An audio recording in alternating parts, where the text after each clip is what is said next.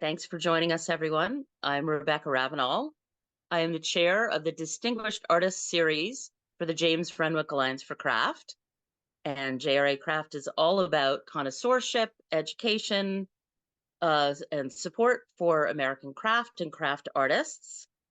We're a membership organization, and we have all sorts of terrific programs and trips and tours. And you can find more about us on our website at jracraft.org. So please go there for more information and to join. Today, we're featuring ceramic artist Zemer Peled. Born in Israel, Zemer's studio is in nearby Baltimore, Maryland. She'll be talking about her work and her inspiration and her influences today.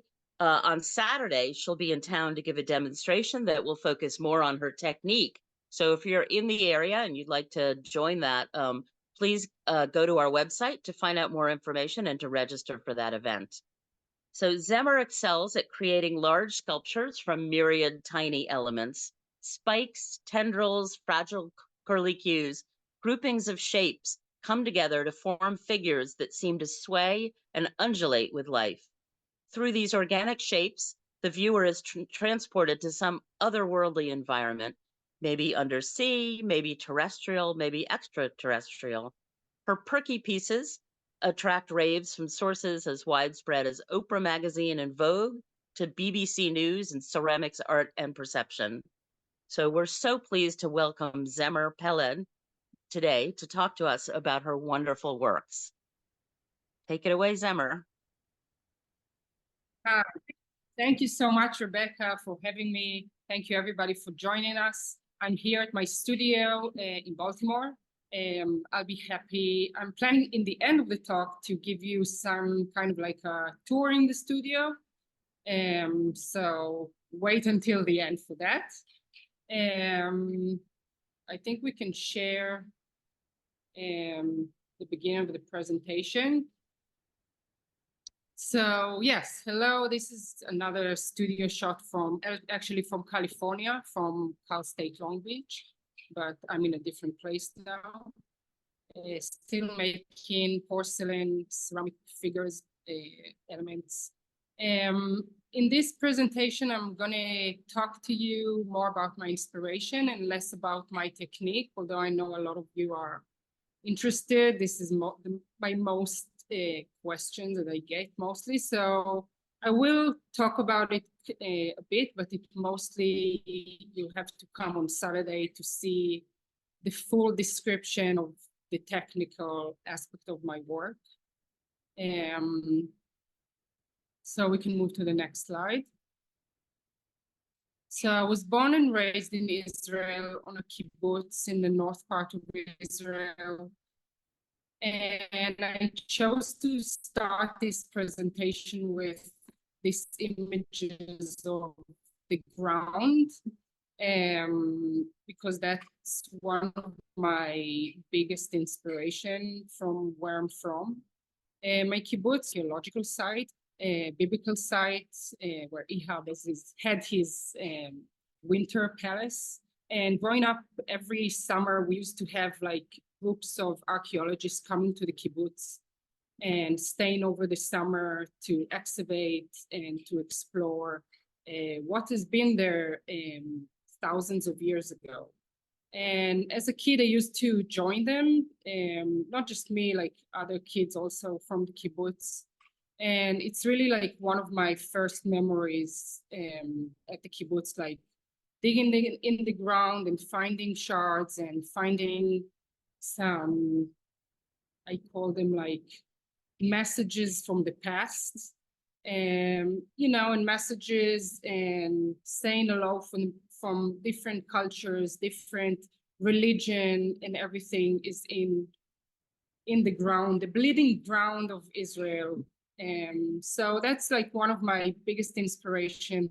So I really, this is like one of my most inspiring things that I keep on coming back to in Israel. The fact that you can dig in the ground and find evidence from the past, not just evidence, but like tells you a story about who lived there. Yeah, so next slide, please. So this is just more images of local stuff that was found next to where I live, like just ghostly shapes of vases and pots and just utilitarian object that people used to use in the daily life. And back in 2012, it was the first time when I moved out of Israel, when I moved to London to study at the Royal College of Art. And that was my first time really being far away from home and really looking at my past and looking like where I'm from and trying to really find myself.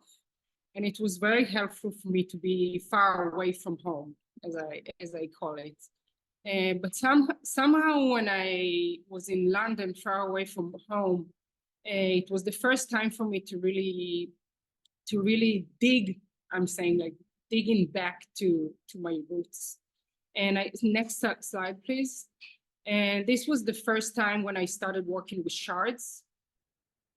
This is just an image from the studio at the Royal College of Art, just the preparation for this installation. So what I did is I made for 3 months, for 3 or 4 months, I just made these shards, and I didn't know really for what intuitive. I just made like piles of shards, and I just had this material to work with. And after 3 months of unknowing what's going to happen with these piles of shards, you can move to the next slide, please. The shards are all made from porcelain. So what you see here is a black porcelain and white porcelain.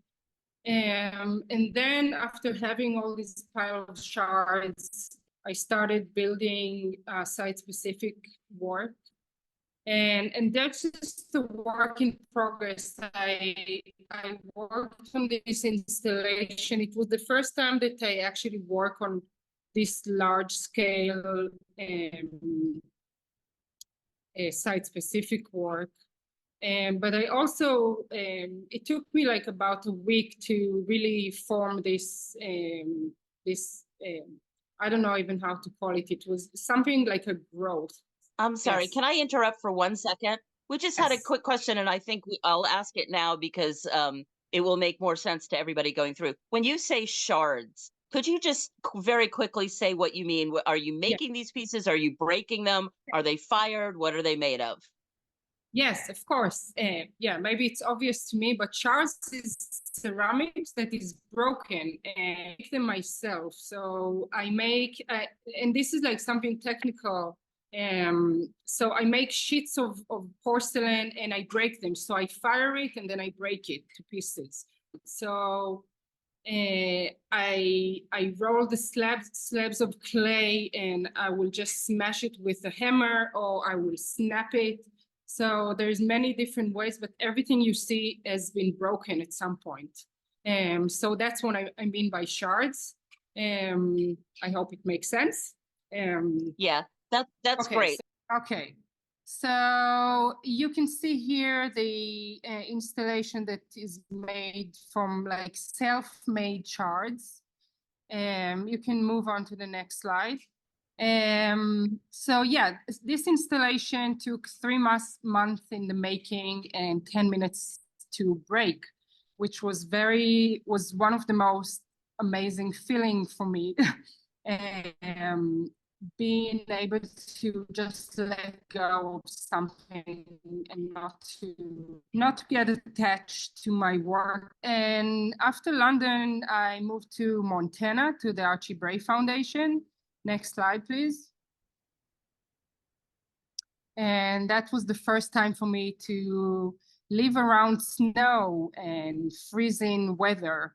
And I think I haven't left the studio at the Bray for like about 6 months.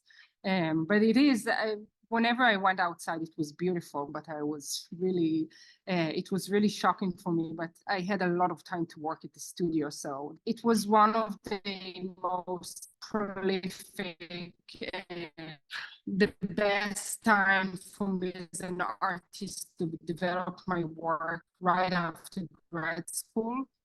So this time stuck in the studio was actually, see at the Bray, I started developing my blue and white work. So porcelain shards, when I make all the, but I was more looking into the ceramics porcelain history, and not just my own history. So I was looking at the Chinese blue and white. So here you see a detail of the work. So as I mentioned, there is like many different techniques that I'm using here. I call these shards, I call them feathers. But all the parts that you see are at some point are being broken. So the feathers, it's a technique of like layering clay. So it's blue porcelain and white porcelain together, and it's like marbling. So I cut these pieces with a knife. And in the center, you see shards that are actually glazed, and then I break them. So these whole pieces are, I fire these pieces, or the pieces that are that make these pieces for like around 3 to 4 firings. And here you can see, so the core of my pieces is like regular clay, like just earthenware clay, stoneware sometime. So I combine both. Next slide. And then I was like, this is like my first time working on a large scale piece that is also fired. So I was looking, you can see on the left, you can see to the left, images of the plate. So I was trying to look into to the drawings on the plates and to enlarge them into large scale sculptures. So they're inspired by nature, you can call them like underwater sea creatures. People tell me all the time different things that they see. But for me, they're mainly flowers and floral design that was inspired by these plates that I was looking at. Next slide, please. And here, this is another image from the studio. So I was using a blue porcelain that I'm adding. I'll give you some more technical information. So I'm adding cobalt, different stains to the porcelain, and I mix it and I create different shades of the blue. And again, it's like marbling and glazes and just clay without unglazed. So it's many different pieces. So next slide, please. And these are just sheets of porcelain, glazed porcelain, that I fire them, and then I will break them individually, and I will sort them to different sizes. And next, please. So then after this whole process is done, when I'm sorting everything to colors, to sizes, and you can see even that I keep the dust. I don't even waste the dust of the shards. So I use in the work, I use everything. It's very important for me to really use everything that is like part of this whole process of breaking and making my work. And that's the final piece that you see how I used everything. And there is some loose pieces on the floor. So it's very large pieces and small pieces, and it's really like some kind of a organic growth. And that's another piece that I made also during the time at the Saatchi Gallery Foundation. You know, if you ever been there, it's like an incredible residency program. They have huge kilns, and you can really do whatever is in your mind with ceramics. So I used it to make very large scale pieces, and this piece is from, I showed it at the Atkins Museum of Art in Kansas City. And here you can also see different shards that I made. These are made with an extruder. So that's another technique I use. This piece is all made from pieces I extruded. And after they came out of the extruder, I fire them, and these are like pipes. So I fire them very high firing, count 10 firing. And after the firing, I would break them. So you see, I use everything. It's like a pipe, like tubes, but all the pieces, like the flat pieces, are like pieces that I broke from the same shape. So it's all made out of the same shape coming out of the extruder. And then I moved to California, and I'm very much inspired by nature everywhere I go.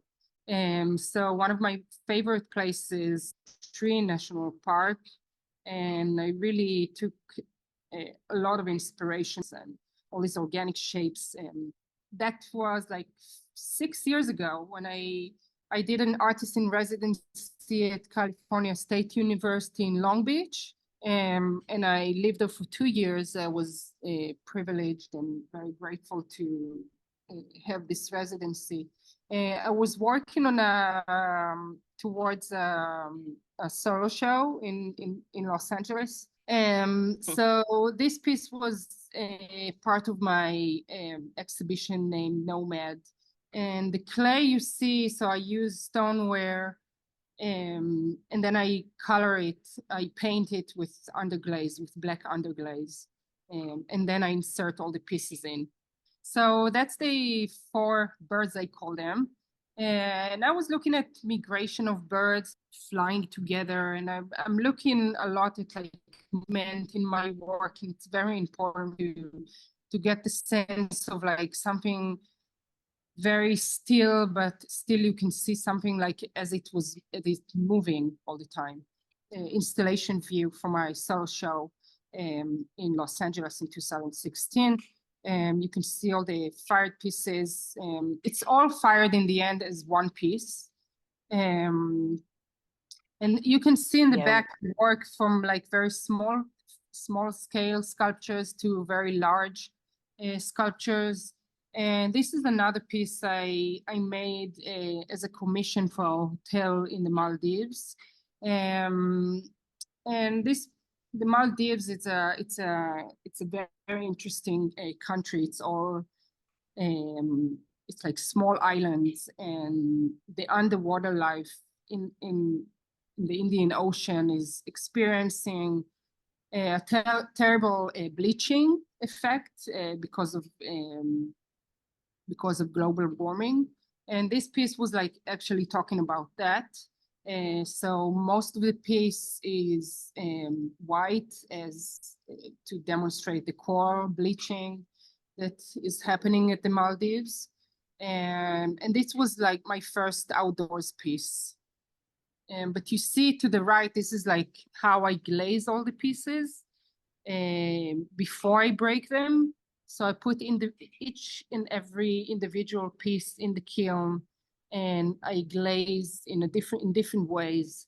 And then after the firing, I will just break it off the base, and that's how I can glaze all the components. Next piece. Yeah, and that's another example from this time. And I will just tell you like briefly about a different project that I was doing. I was invited for a residency at Bernardaud in Limoges in France. If you know, this is a town in France, a city in France that is like the most famous for porcelain, Limoges porcelain, obviously. And I was invited to do a residency, and I was very interested in using in ready-made shards, because in my work until then, I used to make all my pieces. And it was very important for me and interesting for me to go to a factory and to use ready-made shards. So that was my intention in this residency. I was there for 6 weeks. And that's just the piles of shards that they have. This is actually they're recycling it, so it's a very cool thing to see. But they have like tons and tons of ready-made shards. It was like a huge inspiration for me. I was very lucky and grateful to have this residency. But I ended up, and next slide, please. I ended up just using not the actual fired shards. I took all the pieces that what you see here, it's like not fired. It's like the scraps that they throw away from plates, from like trimming in the factory. So this is just unfired pieces remaining of plates, of cups, and that they will just recycle. But what I did, I took all these pieces and I just fired them. So to your left, the slide on your left, you can see all the small pieces that I fired. Next slide, please. And I took all these fired pieces and I made my own sculptures with it.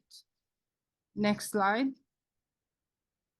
I was also, when I was there in the residency, I was very lucky to be able to learn different techniques, like new technique. I was never working with China paint before. And that's like one of their expertise, working with China paint with decals. And I was really lucky to be exposed to it for the first time. And next. And I got to learn from really the most incredible masters I could ever seen in my life. So that was for me the first time I was working with China paint. And I started to develop my own way of experimenting with the paint, with the China paint. China paint is overglaze. It's a very low firing. It's a paint that you mix with the medium and the powder. Next slide. And I was really trying to make my sculpture work, but more like in a 2D expression of it. So I started working with this kind of drawings of flowers or floral, and it was that's like images from their kilns. And with China paint, it's a very quick process. You don't need to wait for your sculpture to dry for months and months. It's a very quick process. It's a very low firing, and working in the factory, it really gives you the ability to see the results right away. So this is a very low firing, like 820, sorry, Celsius. So it comes out like in an hour in a factory. So I ended up, they ended up just loving my new experiment with China paint. And they just took this collection to be one of their next collections. So since 2018, this collection, In Bloom collection, has been in stores all over the world. Next, please. So now it's in mass production. So what I did is the actual painting, and what they take the paintings and they make them as decals. And this is the whole collection that you see. You can see it on their website also. And it's another view of it. Next slide. And another thing that I'm interested in is music and ceramics. The sound that's what fired clay is making, the horrible sound, you will call it, of the breaking or the danger of the, like what happened if I break this, and this whole sound, I'm very much attracted to it, to the danger of the ceramics and to exploring this idea between music and ceramics and yes, this whole thing. So that's this piece that you see here. These are all porcelain extruded pieces that are actually just attached on each other. They're not like, they're hanging on each other with it's like interlock. So I build it on the site. And I just keep on like adding more and more weight to the pieces. Next slide, please.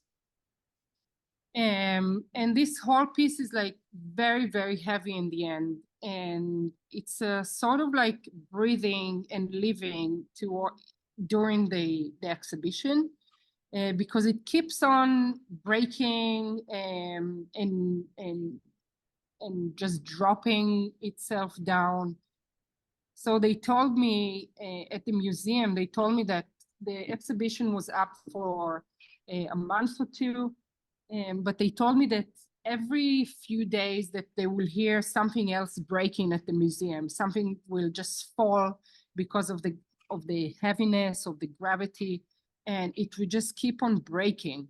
And I love this about porcelain, that it's so fragile, and it's such a sense of danger in the material keeps on like make me curious over the years.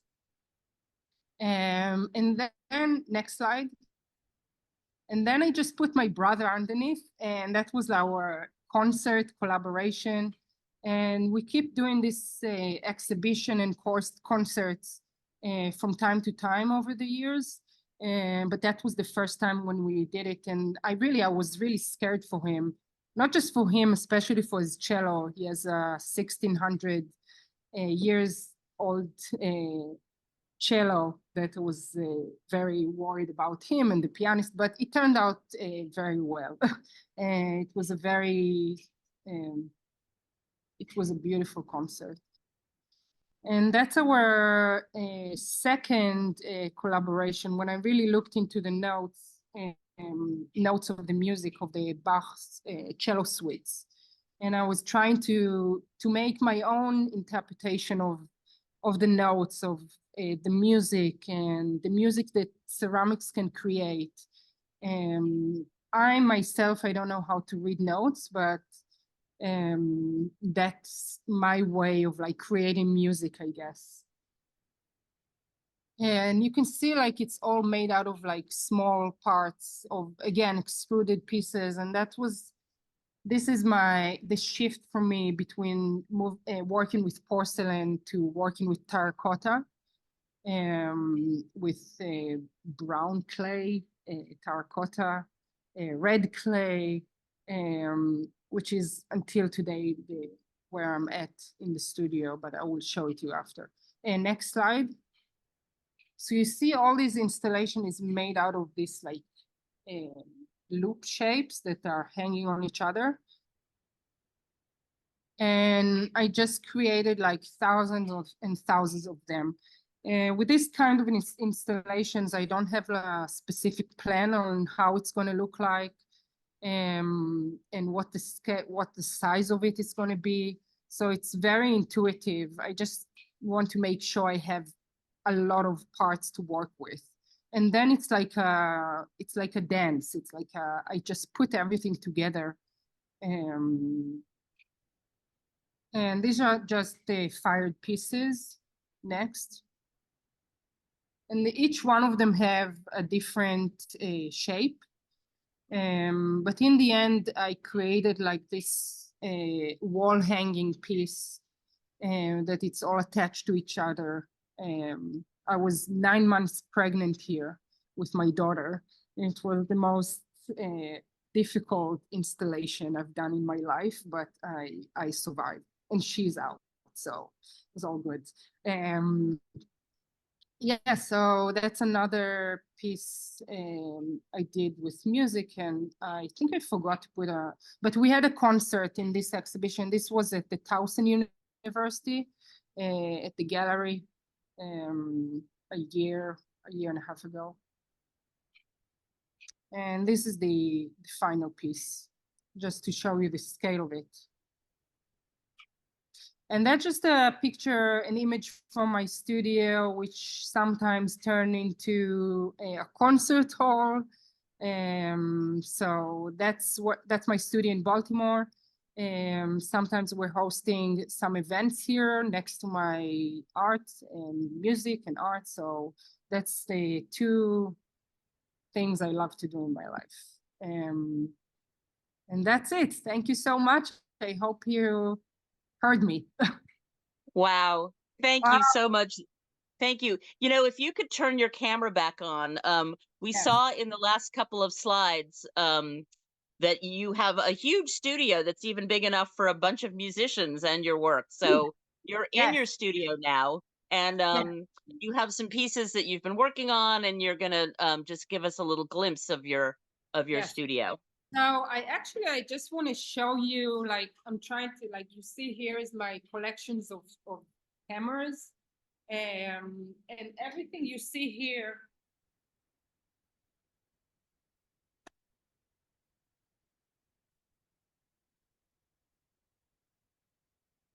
So all the drawers you see in the back is like full with just all these components, the different shards that I'm using for my work.